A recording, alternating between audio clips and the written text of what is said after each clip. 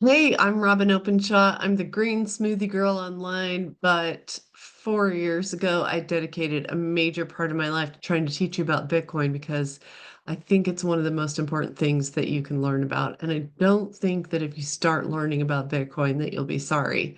So we have gone in the last 10 years from people's big objection to it being the government's going to ban it to now every day a new country says that they're going to start buying it as a strategic reserve. So Brazil, which is I think the eighth largest country in the world in GDP, just basically made a very aggressive statement saying we can no longer afford to ignore the, and I'm paraphrasing, I wish I could remember the exact words, but we can no longer afford to ignore the most battle-tested asset of the last 16 years. So countries are seeing other countries doing it. The FOMO is kicking in. They're being forced to study it.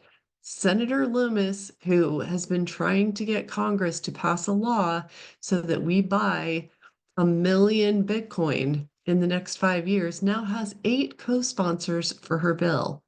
So I think it's a huge deal that those of us who were in Bitcoin 10 years ago, which by the way, I wasn't there, I was in the second tranche. I wasn't in that early wave of people buying Bitcoin at $1 and $100. Um, I was in the second wave.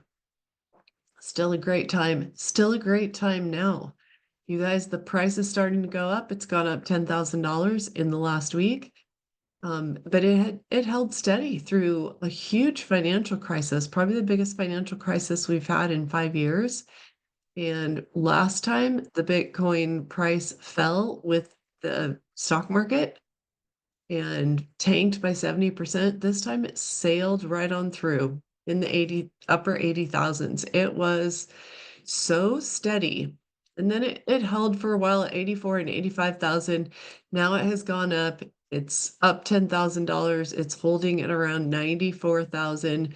If we see it break through 100,000 again, a lot of people think we'll never see it again. So what's the right number for you? You can go on YouTube and you can search on point 0.1 Bitcoin, and you can hear a whole lot of millennials tell you that they believe that having a tenth of a Bitcoin will provide you a really great retirement. Well, I'm not a millennial.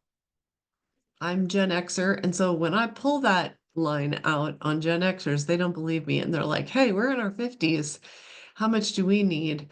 There's a guy named British Hodler out there. He goes on different people's shows like me. He's got a day job. He isn't making a living trying to tell people to buy Bitcoin. I'm not a financial advisor. I don't benefit when you buy Bitcoin. But he says that everybody should have a goal of having 1 Bitcoin.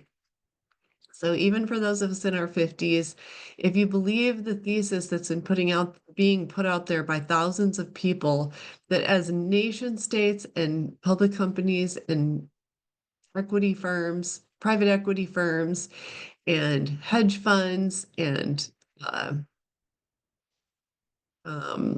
what do you call them?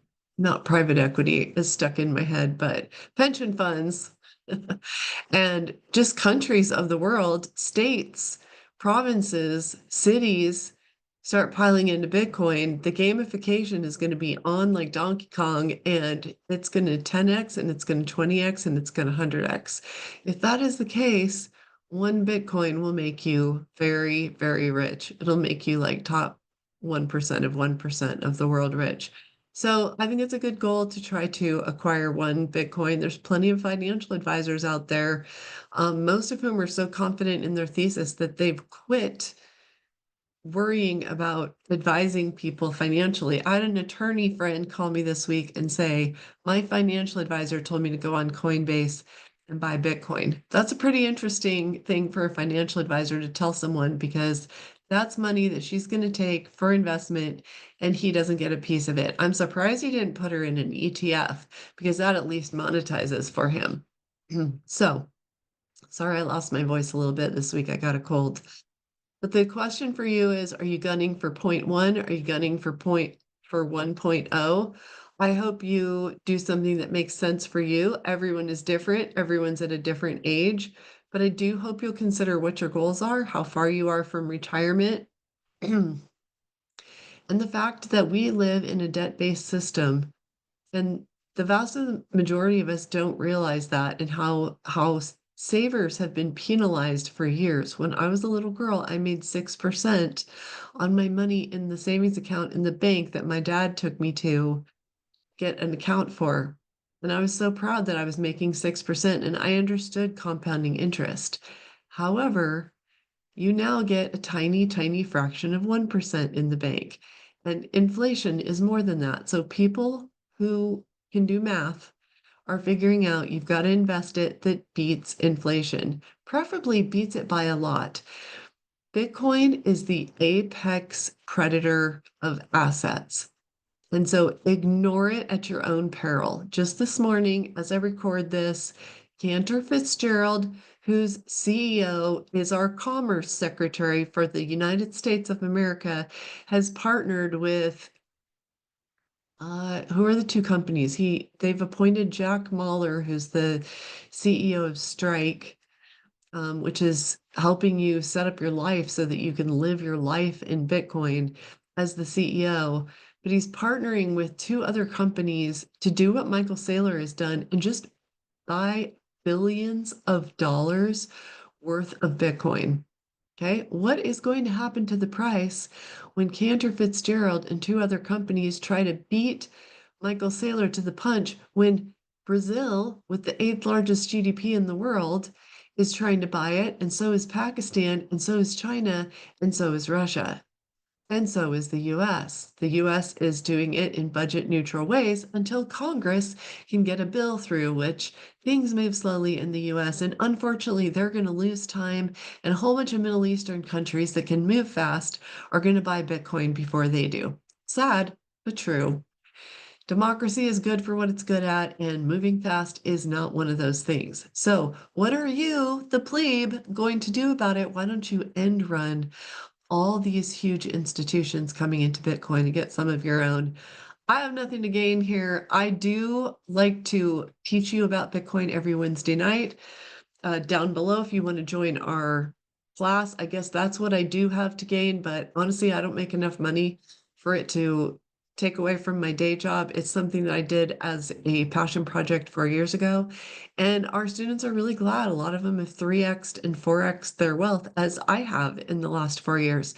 So join us on Wednesday nights. We'll put the link down below. Hope you're enjoying these short little free videos to give you a new perspective on Bitcoin. There are so many. I could do one of these a day. Too bad about my little cold setting me back. But join the mastermind and you'll just show up Wednesday night at 8 p.m. Sometimes I have amazing guests, and sometimes it's me and another coach teaching you and telling you what's been happening in the last week that's super bullish for Bitcoin. Hey, if there's bad news, we'll share that with you as well. But the last year and a half has been wildly bullish for Bitcoin, and it is set to take off on a bull run because quantitative easing is in full force. The money supply in the world, or the liquidity, has gone through the roof. And every single time that's happened in the last 16 years, the Bitcoin coin price has also gone through the roof. So join us in our Wednesday night mastermind to be able to ask questions of me and the other coaches and our guest speakers. And you can learn about it in a small, intimate group where you can ask your questions. No questions are dumb questions. I hope to see you on Wednesday nights. But if not, I hope you enjoyed these little videos, and I'll see you next time.